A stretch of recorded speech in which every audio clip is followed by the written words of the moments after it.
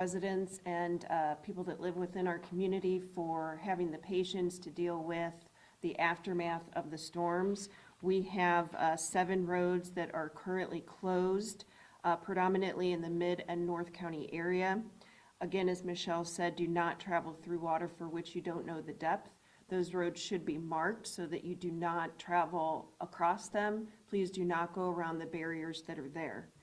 We have 16 dark signals, predominantly in the Mid-County area, but they could be found throughout St. Louis County. Please approach those signals as if they were 4-way stops. Do not assume that you can go through and that you have the right-of-way. Please stop at those signals.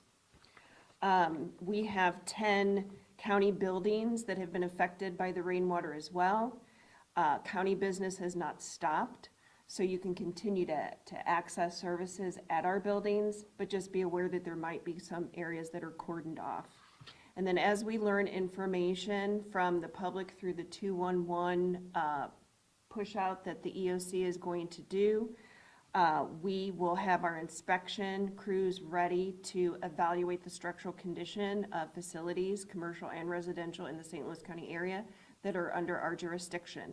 Not every building or residence is under our jurisdiction, and when we find that they're not, we will work with the municipality for which those properties reside. Thank you, Stephanie. Tom?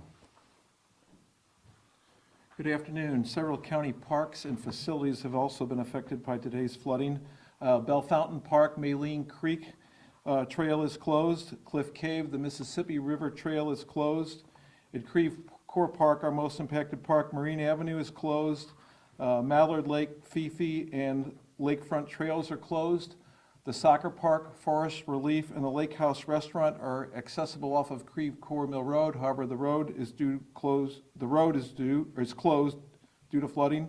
The boat rentals, the quarry at Crystal Springs Golf Course, and the St. Louis Rowing Club are closed also. At Faust, the amphitheater is flooded. The concert that was scheduled for this evening has been canceled. And then Schaefer Bend Park in North County and Tillis Park in West County are closed due to flooding.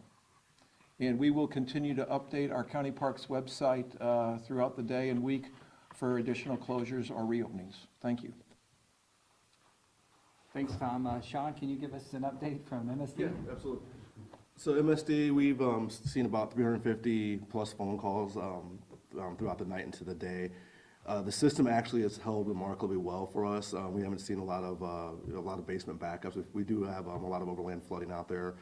And the river to Pear actually was, fortunately for us, was actually dry, and the Mississippi River was low, so that actually did help us as far as getting the water a place to go. So we're going to continue to keep monitoring. We have crews that are on right now. We're going to have crews on standby. They're going to stay on throughout the night.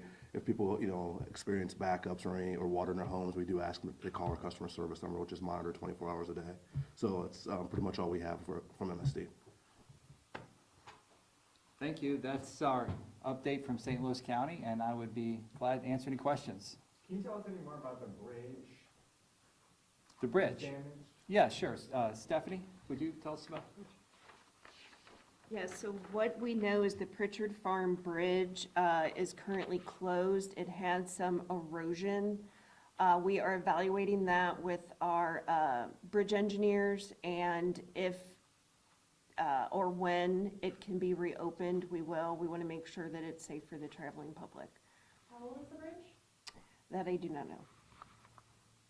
Dr. Page, residents in the area, specifically in Hazelwood, heard me earlier today that some of them haven't seen this precedent of water hit their streets in about a decade. Can you just talk about the last time we saw a downpour this large? I don't remember the last time we saw a flash flood like this. This is a record for St. Louis County, 9 inches. It's a record for today. What's helped us a little bit is that our watershed's been dry, so there's some capacity. But this much rain this fast, there's just no place for the water to go, and that's why we've seen the damage in Hazelwood. It's really remarkable to see cars floating with just their tops, the roofs of the cars peeking out from the water. Those images, not something we see a lot around St. Louis for sure. Were you prepared? Has someone talked you through this last night? I mean, did you know this was going to be as severe as it turned out to be? Well, we knew the rain was coming. I don't think anyone knew it was going to be this much, this fast. I think what was interesting is that, I watched the weather reports on the news too, and to see how the rain just came like one train car after another, just dumping it on our region in a very focused area. And I think that's what we saw in Hazelwood. We saw a whole lot of rain come in Hazelwood and St. Charles, and not nearly as much water in South County. We're already seeing some GoFundMe's pop up. I mean, is there any local funding available now for relief, rather than waiting for federal assistance? I think anyone who feels like they need help should call 211 through the United Way, and we'll coordinate the resources that you need that are specific to your individual situation. Do you have any idea about how many private properties were damaged? No, we're still counting, and we expect that to get worse with another 4 inches of rain coming, with yards and fields already soaked with water. We know that this is going to get worse before it gets better. It's supposed to rain all week, and we'll see what happens. But it's really important to call United Way and let them know what's happened to your property, so we can log that and we can keep track of it. And there are folks that are making those maps, so we know where the water damage is.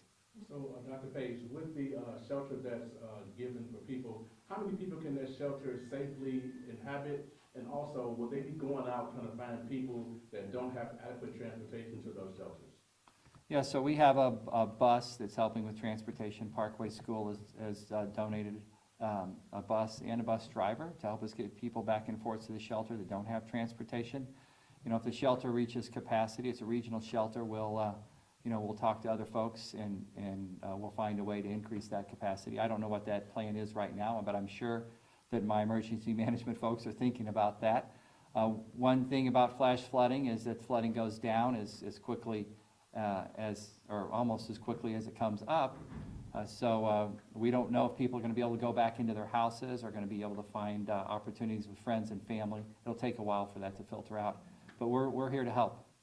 Are there certain areas or individuals you're particularly concerned about for tonight? And what is the county doing to help people preventing? I guess is there anything that can be done now to sort of help alleviate the situation? Well, I think you have to have a high index of suspicion that if you're wet now or you got wet this morning, you're likely to get wet again. We'll see where the water goes. If it follows a different pattern, then the fact that you didn't flood last night doesn't mean you're safe tonight. I think we all need to just have a heightened sense of awareness, watch the news, watch the weather alerts, watch the radar maps, and see where the water's coming and be prepared to move.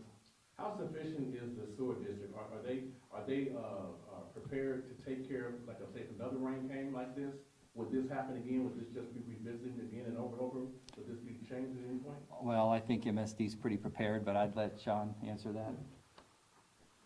So we have an extensive maintenance program where we're actually out every day checking the different hot spots. When we have storms that pop up like this, we do look at areas, low-lying areas, and do focus in on those.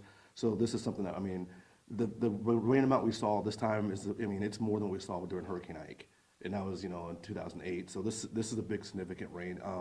The system's actually holding right now, again, because like I said, with the river levels being low and with the river to Pear being empty at the time, it's actually helped give the water some place to go. So that's one thing that we're confident, going into the night here with more rain coming. The system should be able to hold just fine as far as where we are. Any debris issues though in some of the drains or anything that you saw come up? We didn't see a lot of debris issues because again, with it being dry, for the past couple of weeks, it's just one of those things where we're able to get out and clean, these inlets every day. Probably on the highways, you probably did see some debris and stuff like that. With the river to Pear coming up as quickly as it did, it actually jumped its banks in some areas, and it did dump some trash on some of the streets, and that's why you'd see the water backing up over the streets, because some of the inlets would get blocked from debris. With the infrastructure changes from Project Clear that have been going on for quite some time, do you think the system is working better now, or could still work better? Oh, I would say it's working remarkably better, because one thing that we have is that we have like over 350 phone calls, rain event calls, and we have, we service all of St. Louis City and all of St. Louis County. So this is one thing that, to have that low of a call volume is something that, very significant. Dr. Page, about the people who have lost food, would there be some type of emergency funds that people can access to help them replace the food that they've lost? Yeah, the question is about, necessity to access food or lost food. Now, I think that anyone who has any sort of need, whether it's food or shelter, or a place to stay, should call the United Way at 211, and we'll coordinate all the resources. It's best to coordinate that through one central agency, and that way we can track what the needs are, and then we know how to increase capacity in our emergency systems if there's a greater need. And would the United Way also help with people who have CPAP machines and other medical devices? Can they help with that as well? Yes, so question about United Way and the resources. They have a lot of really unique tools that they have access to. And I'm sure that they may not have every medical device, but I'm sure they can direct folks to a place where they can get help. Nate, when people hear those rainfall totals and that we're breaking these kinds of records, some might ask why. Well, there's a lot of conversation in our country about climate change, and certainly a day like today brings it front and center. Anything else? Is there anything that people should or can do to prepare for tonight? I mean, if it's kind of unpredictable, should they just be ready to run or what? Well, if you live in a low-lying area, be aware. Watch the news, watch the radar, and watch the weather reports, watch the emergency notices. I think that this is hard to predict. It's hard to predict where the rain's going to go, and even when it's predicted, then it changes directions. But we're going to stay alert and keep a heightened sense of awareness until some of this water soaks into the ground and it moves out of our drainage system. Would you encourage then people preemptively to go to the regional shelter if they think there's going to be concern in their home? I don't think people have to move until they see a reason to move. We just don't know what's going to happen. The water comes down. If you weren't flooded today, it doesn't mean you don't live in an area that might not flood, depending on rain patterns. But I would wait and pay close attention to the weather patterns and the water level and be ready to go. Have a bag packed by the door. Make sure you've got your medicines, you got anything you might need if you're away from your house for a couple of days. ARPA funds or anything could go to some of this relief? Well, we'll work with United Way, and if they've got a specific category that they need help with, and they can send us a request, we still have some funds that are available. Do we think the declaration from the White House is going to come down sometime soon? I don't know if it comes this afternoon or not, but I would expect it. In order to get a state of emergency from the White House, you have to have a local state of emergency and a state state of emergency, and then the state emergency management folks, they send a request to FEMA, to the Federal Emergency Management folks, and then they process that request. But I know that Congresswoman Bush has already been in touch with the White House, and we're trying to make sure they're ready for that request, and we can move this on as quickly as possible. And just to clarify, is the county doing anything right now, looking at specific roadways or preemptively closing some roads that we think will flood again? Is there anything that's sort of being done from the county standpoint to prepare?